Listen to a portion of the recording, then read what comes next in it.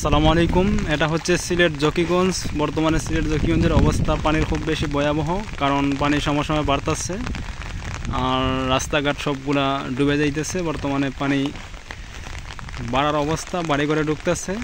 আল্লাহর রহমতে মোটামুটি আমাদের ঘর এখনো ভালো আছে।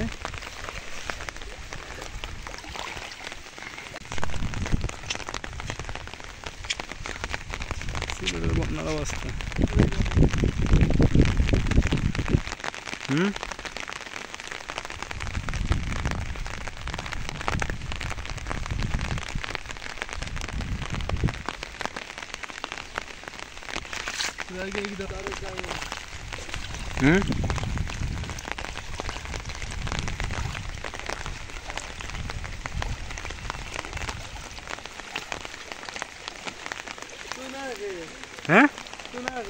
হ্যাঁ।